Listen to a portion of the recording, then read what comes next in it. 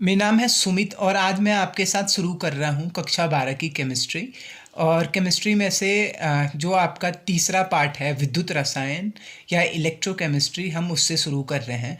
तो मैं उसे समझाने की कोशिश करूँगा। तो सबसे पहले ये समझते हैं कि विद्युत रसायन क्या हुआ। विद्युत रसायन क्या करता है कि विद्युत रसायन जो आपकी जो विद्युत ऊर्जा जो होती है, विद्युत ऊर्जा और रासायनिक ऊर्जा, ठीक है। एक होती है विद्युत ऊर्जा जो आपके घर में जो भी विद्युत से चीज़ें चलती हैं वो विद्युत ऊर्जा से चलती है, जैसे टीवी चल रहा है, फ्रिज चल रहा है।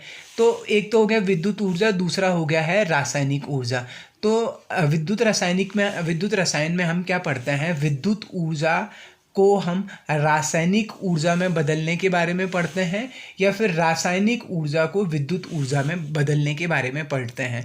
तो विद्युत रसायन विज्ञान की वो शाखा है जिसमें विद्युत ऊर्जा और रासायनिक ऊर्जा के बीच के संबंध की क्या की जाती है, का अध्ययन किया जाता है। तो रसायन विज्ञान की वो शाखा जिसमें हम क्या करते हैं, विद्युत ऊर्जा और रासायनिक ऊर्जा के बीच का संबंध के बारे में पढ़ते हैं।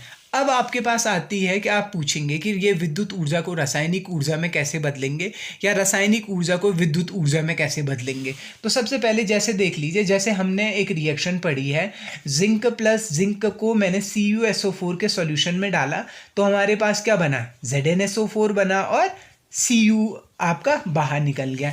ये एक क्या है, ये एक क्या है, रासायनिक अभिक्रिया है। क्या है भाई, ये एक रासायनिक अभिक्रिया है। और इस रासायनिक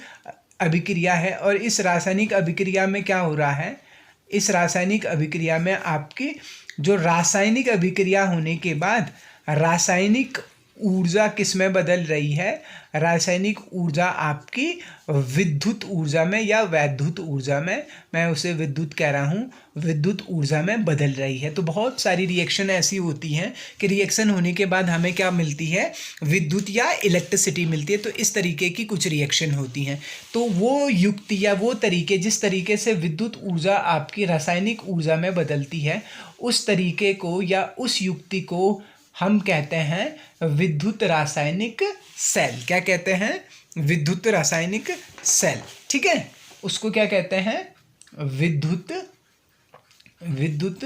रासायनिक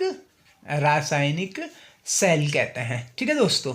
और अब जैसे हो गया है मेरे पास, मैंने क्या किया, एक बर्तन लिया, मैंने उस बर्तन में क्या किया, मैंने उस बर्तन में क्या डाला, पानी डाला, ठीक है। पानी डाला और मैंने उस बर्तन में थोड़ा सा मैंने क्या डाला, नमक डाला। और मान लेते हैं कि वो नमक घुल नहीं रहा, ये जो काले से है, मैंने क्या डाला, नमक डाला, पानी डाला मैंने।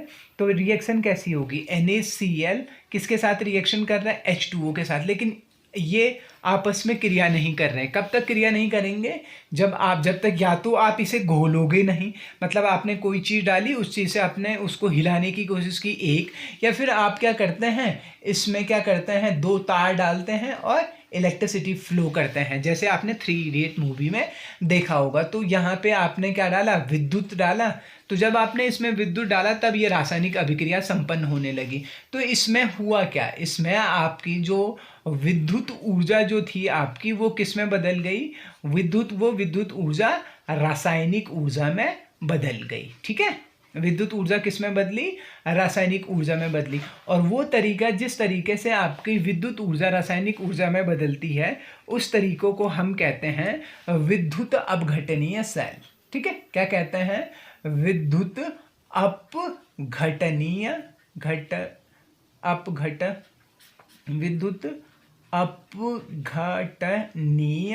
सेल कहते हैं, ठीक है दोस्तों, ठीक है। अब आपके पास दो चीज़ें, दो शब्द समझने हमें। एक तो हमें समझना है विद्युत अपघटनीय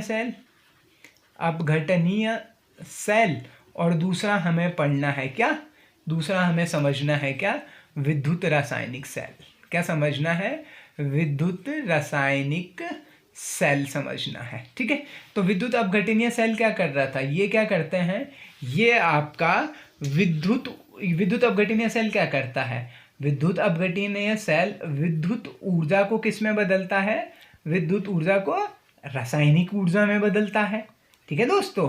और आपका विद्युत रासायनिक सेल क्या करता है, रासायनिक ऊर्जा मतलब अभिक्रिया होने के बाद वो जो अब एनर्जी आपके पास है उस रासायनिक ऊर्जा को किस में बदलता है, विद्युत ऊर्जा में बदलता है। ठीक है दोस्तों, अब विद्युत अपघटनीय सेल में आपके पास कंटेनर जो होता है उसमें आप कैथोड और एनोड को एक ही हिस्से में, आपका धन वाला हिस्सा और ऋण वाला हिस्सा दोनों को एक ही बर्तन में रखते हैं, जबकि आपका ये विद्युत रासायनिक सेल में आप धन आयनिक वाले हिस्से को या कैथोड को अलग हिस्से में रखते हैं और एनोड को आप अलग हिस्से में रखते हैं। किस में? तो ये अंतर हो गया है।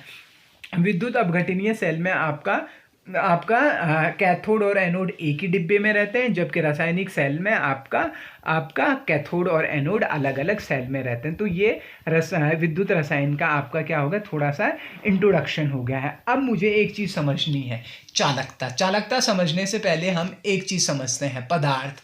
कोई भी पदार्थ वो 3 तरीके से हो सकता है, हमने 10वीं में भी पढ़ा था भाई। वो क्या हो सकता है, वो चालक हो सकता है, ठीक है, वो अचालक हो सकता है या वो अर्धचालक हो सकता है।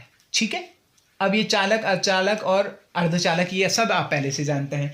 चालक जो होता है उनमें विद्युत क्या होती है, प्रभावित होती है। वो विद्युत को क्या करते हैं, उनमें विद्युत प्रभावित होती है। अचालकों में विद्युत प्रभावित नहीं होती है और अर्धचालक में हो भी सकती है और नहीं भी हो सकती है। तो या इनकी जो चालकता होती है वो चालकों और अचालकों के बीच की होती है। तो मेरे लिए जो इम्पॉर्टेंट है वो है, हमारे लिए जो इम्पॉर्टेंट है इस पार्ट में वो है चालक। चालक क्या होते हैं, जिनमें विद्युत क्या होती है, जिनमें विद्युत का क्या होता है, चालन होता है मतलब जिनमें इलेक्ट्रिसिटी फ्लो करती है। अब ये 2 तरीके के होते हैं, ठीक है भाई। 2 तरीके से कैसे होते हैं, एक तो होते हैं धात्विक चालक और दूसरे होते हैं आपके धात्विक चालक और दूसरे होते हैं आयनिक चालक। ठीक है, आयनिक चालक, दो तरीके से। तो पहले हम चलेंगे किसके बारे में, हम पढ़ेंगे धात्विक चालक के बारे में। किसके बारे में, धात्विक चालक के बारे में। ठीक है, अब ये धात्विक चालक क्या होते हैं, जैसे मेरे पास मान लेते हैं ये जो मेरे पास स्केच पेन है, ये स्केच पेन एक चालक है। अगर ये धातु का बना हुआ हो, जैसे ये एल्यूमिनियम का बना हो या आयरन का बना हो, किसी चीज़ से भी बना हो, किसी भी धातु से मिलकर बना हुआ हो, तो तब क्या होगा, यहाँ से इलेक्ट्रॉन आपके फ्लो होते हैं। इलेक्ट्रॉन हम फिजिक्स में भी तो पढ़ते हैं, इलेक्ट्रॉन फ्लो होते हैं और इलेक्ट्रॉनों की गति की वजह से क्या होती है, चालकता उत्पन्न होती है। तो धातु के इलेक्ट्रॉनों के की गति की वजह से अगर चालकता उत्पन्न हो रही है तो धात्विक चालकता कहलाती है। क्या कहा मैंने, अगर क्या हो गया है, अगर धातु में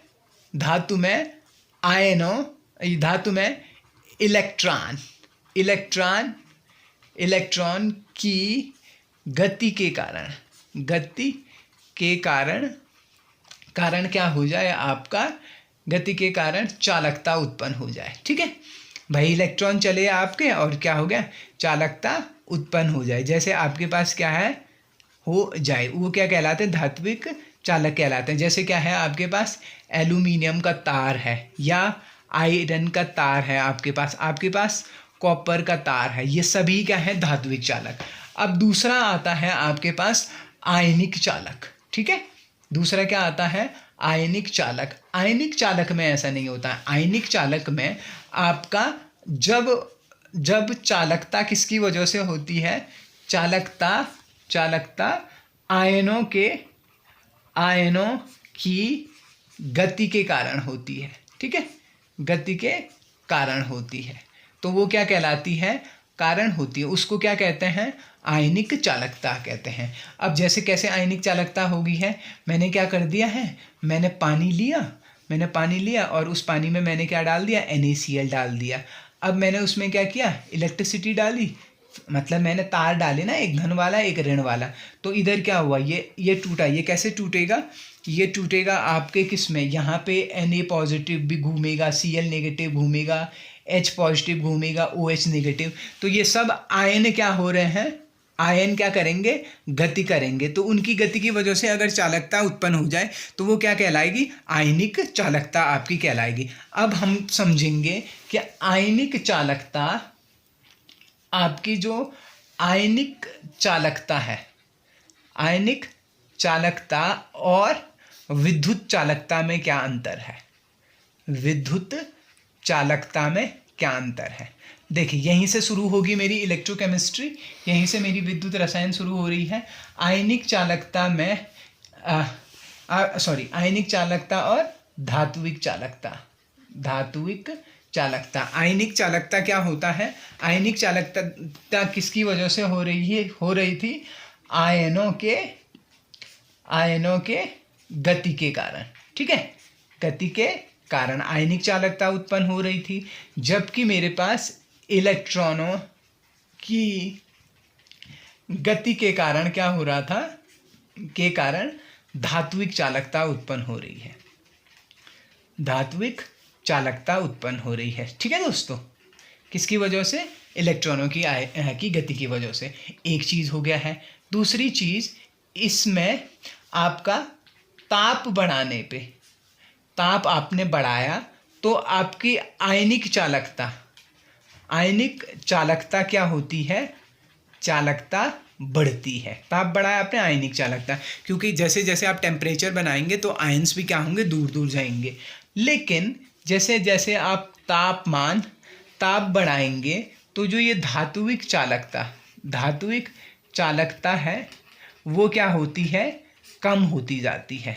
जबकि आयनिक चालकता क्या होती थी, बढ़ती थी। ऐसा क्यों होता है, क्योंकि प्रतिरोध बढ़ जाता है। मान लीजिए ये आपके पास क्या है, ये आपके पास एक तार है। जैसे जैसे ये तार गर्म होते जाएगा तो ये यहाँ पे क्या हो जाएगा, इलेक्ट्रॉन एक्साइटेड होंगे, टकराएंगे, आपस में टकराएंगे। जैसे वो टकराएंगे वैसे वैसे क्या होते रहेगा, प्रतिरोध उत्पन्न होते रहेगा। और जितना ज़्यादा प्रतिरोध होगा उतनी कम क्या होगी, आपकी चालकता होगी। एक बात, इसके लिए आयनिक चालकता पे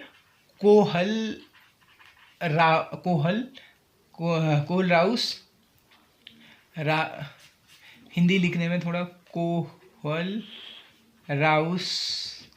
का नियम लागू होता है, कोहल-राउस का नियम के अनुसार चलता है। जबकि ये वाले आपके पास किसकी तरीके से चलते हैं, ये वाले चलते हैं आपके पास ओम के नियम के आधार पर। ओम का नियम अभी हम पढ़ेंगे, ओम का नियम भी और कोहल-राउस के नियम, दोनों को ही हम पढ़ेंगे। तो इतनी सी तो बात हुई आपके पास किसके बारे में, आयनिक चालकता और विद्युत चालकता के बारे में। अब हम एक नया टॉपिक डिस्कस कर रहे हैं, वो है आपके पास चालकता। ये बड़ा इंपॉर्टेंट है, यहाँ से परीक्षा में सवाल आता है। ठीक है भाई, तो सबसे पहले हम पढ़ते हैं ओम का नियम। क्या पढ़ते हैं हम, ओम का नियम। दो तीन चीजें ही बता रहा हूं। ओम का नियम क्या कहता है, V = IR। ये हम सभी ने पढ़ा हुआ है, इसको बताने की कोई ज़रूरत नहीं है। या फिर मैं यहाँ से कहूँ V/I = क्या है, R, जहाँ V क्या है आपका विभव या विभवांतर, और I क्या है आपका धारा, R क्या है आपका प्रतिरोध। ठीक है, तो ये R क्या है मेरे पास, प्रतिरोध। तो इस R को समझते हैं हम। सबसे पहले आते हैं हम प्रतिरोध को हम किससे समझते हैं, किससे प्रकट करते हैं, R से। और इसका मात्रक क्या होता है, प्रतिरोध का मात्रक होता है आपका ओम। क्या होता है, ओम। अब ओम प्रतिरोध के बाद एक नया, पहली चीज आती है प्रतिरोध, दूसरी चीज आती है आपके पास क्या, चालकता। क्या आती है आपके पास, चालकता क्या होता है, चालकता इन्वर्सली प्रोपोर्शनल होता है आपका प्रतिरोध के। प्रतिरोध का उल्टा क्या होता है, चालकता। तो आपका प्रतिरोध जितना कम होगा, चालकता उतनी ज़्यादा तो होगी। तो G इज इन्वर्सली प्रोपोर्शनल होता है आपके R के। तो चालकता क्या हो गया, प्रतिरोध के व्युत्क्रम को क्या कहते हैं, चालकता कहते हैं। चालकता क्या हुआ, प्रतिरोध का व्युत्क्रम या व्युत्क्रम को चालकता कहते हैं, या प्रतिरोध को चालकता कहते हैं उल्टा। तो G इज, अब इसकी यूनिट क्या थी, ओम। तो G की यूनिट क्या हो जाएगी, ओम इनवर्स। किसकी यूनिट हो जाएगी, चालकता की यूनिट हो जाएगी। अब बस दो ही चीज़ें और बताएंगे। चालकता, अब ये जो चालकता होता है आपके पास, तीसरी चीज़ आती है आपके पास विशिष्ट प्रतिरोध। क्या आता है? विशिष्ट। अगली चीज़ आती है आपके पास विशिष्ट प्रतिरोध। विशिष्ट प्रतिरोध, ठीक है मेरे दोस्त, विशिष्ट प्रतिरोध। अब ये विशिष्ट प्रतिरोध क्या हुआ? आपका जो प्रतिरोध होता है, आपने पढ़ा होगा, वो लंबाई के समानुपाती और क्षेत्रफल के अनुक्रमानुपाती होता है। अब देखिए, अगर मुझे ये प्रोपोर्शनल टू हटाना है तो मुझे यहाँ से एक साइन यूज़ करना पड़ेगा, एक नियतांक। वो नियतांक क्या है? रो। तो R is equal to L upon rho. और ये जो है इसको हम कहते हैं क्या? विशिष्ट प्रतिरोध। रो को हम क्या कहते हैं? विशिष्ट प्रतिरोध। तो विशिष्ट प्रतिरोध की डेफिनेशन कैसे बनाऊंगा मैं? कि अगर 1 सेंटीमीटर लंबे तार, ठीक है, और 1 सेंटीमीटर स्क्वायर जिसका क्या हो? क्षेत्रफल हो, ऐसे तो बनाते हैं, उसकी जो ये कंडीशन है, उसकी जो चालकता होगी, उसकी चालकता को हम क्या कहते हैं? उसके प्रतिरोध को ही हम क्या कहते हैं? विशिष्ट प्रतिरोध कहते हैं। कोई ऐसा तार जिसकी लंबाई 1 सेंटीमीटर हो और उसका क्षेत्रफल कितना हो? 1 सेंटीमीटर स्क्वायर हो। मान लेते हैं इसकी लंबाई, इस तार की लंबाई 1 सेंटीमीटर है और इसका क्षेत्रफल कितना है? ये अनुप्रस्थ काट, ये वाला मोटाई, इसकी क्षेत्रफल कितना है? 1 सेंटीमीटर स्क्वायर। तो इसका जो प्रतिरोध होगा वही क्या कहलाएगा? विशिष्ट प्रतिरोध। अब इसकी यूनिट निकालते हैं।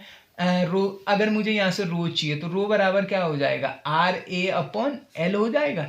मैं इसको व्यवस्थित कर रहा हूँ ना, रो का। इसकी यूनिट निकाल सकता हूँ मैं, रो की यूनिट निकालूँ मैं। R की यूनिट क्या होती है? ओम।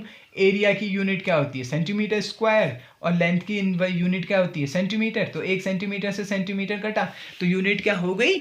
ओम सेंटीमीटर। और आखिरी चीज आज के लिए है विशिष्ट प्रतिरोध। क्या कहा? विशिष्ट प्रतिरोध। और वो क्या हुआ ये विशिष्ट प्रतिरोध? विशिष्ट प्रतिरोध क्या हुआ कि जो ये विशिष्ट चालकता आपकी है, ये जो विशिष्ट प्रतिरोध को हम K से या कप्पा से रिप्रेजेंट करते हैं, और ये जो कप्पा होता है वो इन्वर्सली प्रोपोर्शनल होता है आपका किसका? विशिष्ट प्रतिरोध के। तो जो आपका विशिष्ट प्रतिरोध हुआ, क्या कहा? विशिष्ट प्रतिरोध के